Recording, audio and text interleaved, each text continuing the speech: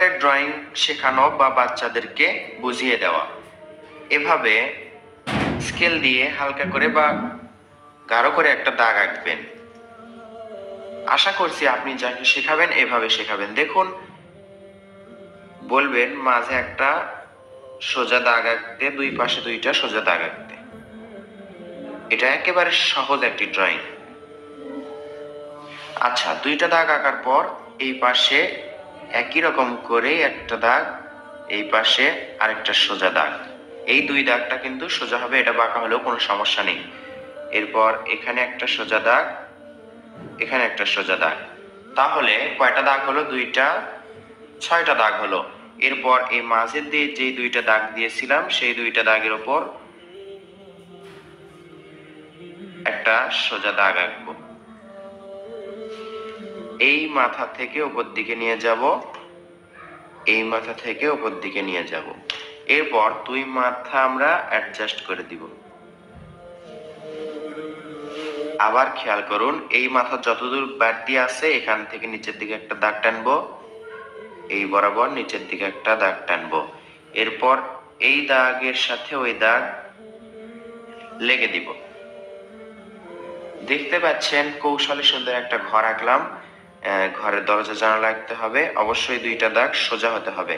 আমারটা যদি নাও সোজা হয় আপনারা চেষ্টা করবেন সোজা করার। দরজা আঁকার পর দুইটা জানালা আঁকতে হবে, দুই পাশে দুইটা জানালা আঁকবো। আমরা কি পেন্সিল দিয়ে আঁকছি?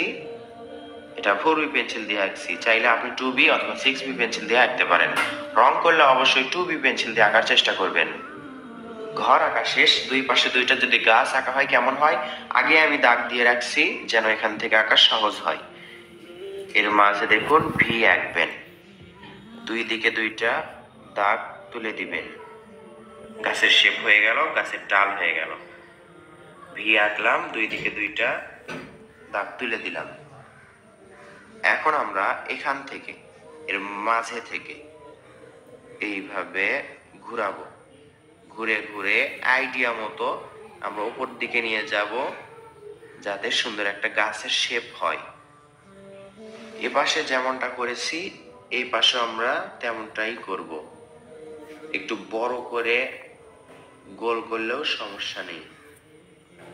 আপনাদের বোঝাতে পারলে আমার সার্থকতা।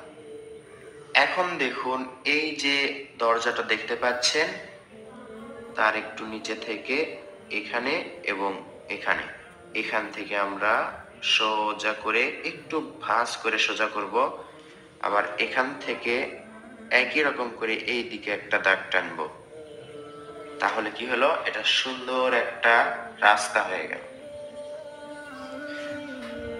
আমরা কি এমনটা করতে পারবো? দেখুন, এই তো আপনাদেরকে আমি প্রশ্ন করছি, এমনটা কিন্তু আমরা আঁকতে পারবো। আমরা পারবো, ছোটদেরকেও আঁকাতে পারবো। আমাদের উদ্দেশ্য হচ্ছে অন্য কাউকে ড্রয়িংটি শেখানো। অন্য কাউকে বলতে আমরা কিন্তু ছোটদেরকে ড্রয়িং বেশি শেখাই। এইভাবে দাগ আঁকতে হবে।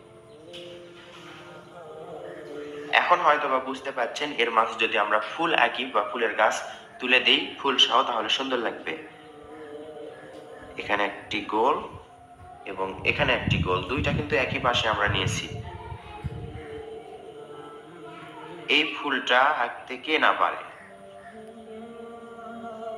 এমন ফুল আঁকবো যেন সবার আঁকতে সহজ হয়।